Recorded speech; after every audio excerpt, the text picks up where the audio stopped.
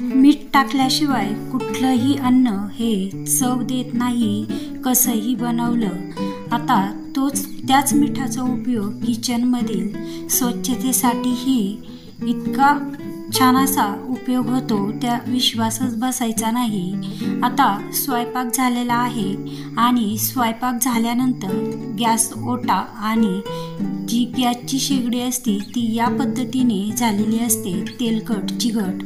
पण याच मिठाने गॅसची कितीही तेलकट चिकट झालेली शेगडी फक्त न घासता, काही मिनिटात न घासता न धुता एकदम चकाचक नवीन गॅस कसा बनवला जातो ते आपण बघू। आता सगळ्यात आधी ह्या जे गॅसचे स्टँड किंवा जाळ्या आहेत त्या काढून घेतलेल्या आहे। आता गॅसच्या ह्या ज्या जाळ्या आहेत त्या कायम आपण स्वच्छ नाही करत, पण महिन्यातून हे जे होल आहे ते बंद होत्या, त्यासाठी आता एका भांड्यामध्ये पाणी घेतलेलं आहे, त्यामध्ये 1 चमचा, सगळ्यात महत्त्वाचं म्हणजे 1 चमचा मीठ टाकलेलं आहे।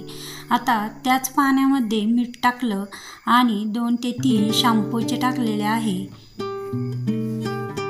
आता यामध्ये निम्मा लिंबू पिळून टाकलेला आहे।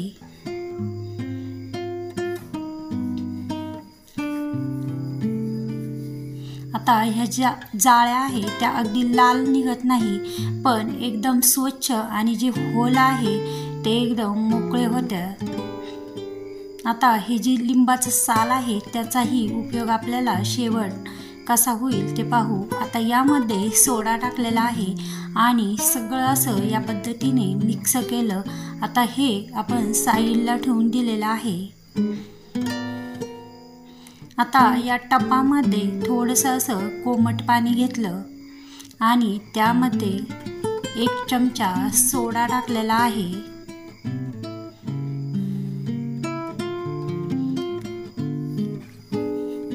आणि जे लिक्विड डिशवॉश असतं तेही यामध्ये 2 ते 3 थेंब टाकलेला आहे, किंवा कपडे धुण्याचा लिक्विड डिशवॉश नसेल तर कपडे धुण्याचा पावडर यामध्ये निम्मा चमचा टाकायचा आहे आणि 1 निम्म लिंबू पिळून टाकायचा आहे। आता गॅसची शेगडी न धुता, गॅसची शेगडी कायम धुतलं की गॅसचे जे पाईप असतात ते गंजले जातात आणि सडले जातात, म्हणून गॅसची शेगडी न धुता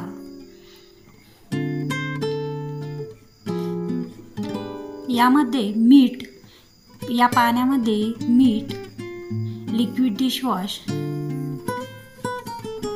आणि थोडासा सोडा टाकलेला आहे। आता या पाण्याने ही गॅसची जी शेगडी आहे, कॉटनचा कपडा घेतलेला आहे आणि कॉटनचा कपडा या पाण्यामध्ये बुडवून ही गॅसची शेगडी पुसून घेतलेली आहे। आता ही जी गॅसची जी प्लेट आहे स्टीलची, ती काही उतू गेल्यामुळे जळाली की ती काळी पडती, तीही हे जे लिक्विड केलेलं आहे ते कपड्याने, कॉटनच्या कपड्याने चोळून 5 ते 10 मिनटं ठेवायचं। नाही निघालं तर ती लोखंडी जी घासणी असते त्याने थोडंसं असं काही जळालं की लगे घासले की हे ज्या प्लेट आहे त्या कधीच काळ्या होत नाही।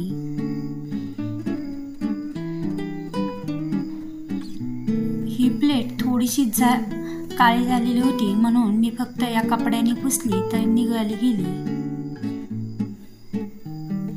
आता सगळा गॅस या कपड्याने, कॉटनच्या कपड्याने पुसून घेतलेला आहे।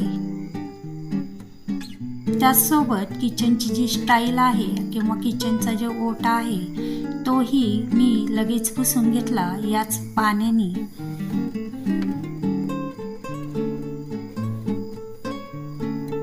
मिठाचा एवढा असा उपयोग स्वच्छतेसाठीही केला जातो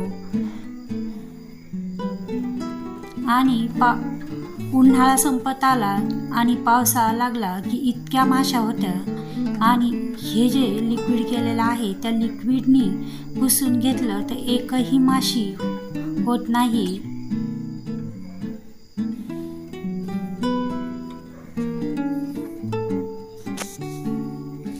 सगळा किचन ओटा या कॉटनच्या कपड्याने जे DIY केलेला आहे त्याने पुसून घेतलेला आहे।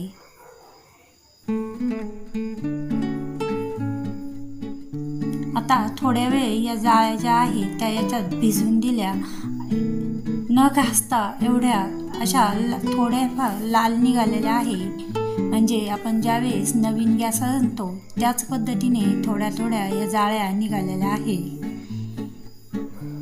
आता इकडं या पाण्याने सगळा गॅस ओटा आणि गॅस शेगडी पुसलेली आहे। आता ह्या जाळ्या थोड्या वेळ हे जे लिक्विड केलेलं आहे त्याने आपण किचन ओटा आणि गॅस पुसलेला आहे ते तसंच ठेवायचं। आणि आता ह्या जाळ्या ही जी लिंबाची फोड आहे कापून ठेवलेली त्याने थोडं थोडं असं घासून काढल्या, एकदम जे होल आहे तेही मोकळे होतात आणि जाळ्याही छान निघालेल्या आहे।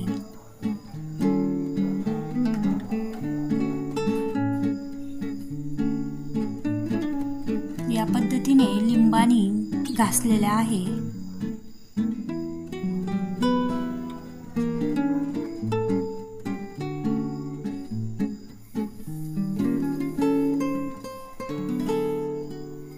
जे पाणी केलेलं होतं तेही असं थोडंसं म्हणजे या जाळ्याचा काळपटपणा या पाण्यामध्ये आलेला आहे आणि पाणी काळं दिसत आहे। आता हे जे स्टँड आहे ते पुन्हा एकदा या पाण्यात बुडवून घेतले की तेही एकदम स्वच्छ असे निघाले जाईल। म्हणजे मिठापासून अख्खी गॅस शेगडी स्वच्छ केलेली आहे। आता ह्याच पाण्याने बेसिंगही स्वच्छ केलं, तेही एकदम चकाचक असं निघालेलं आहे।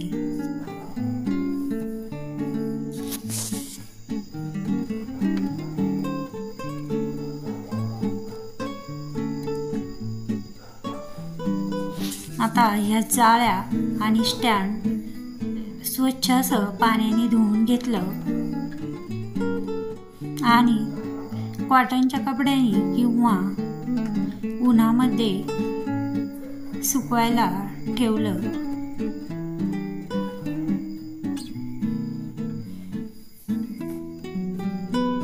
आता हा गॅस ओटाही तेलकट असं निघालेला आहे। आता कॉटनचा पुन्हा असा जाड कपडा घेतला, एकदम सुकलेला वाळलेला, आणि त्याने पुन्हा हे जे ओलं आहे ते पुसून घेतलं, ते एकदम छान अशी ही गॅसची शेगडी निघालेली आहे।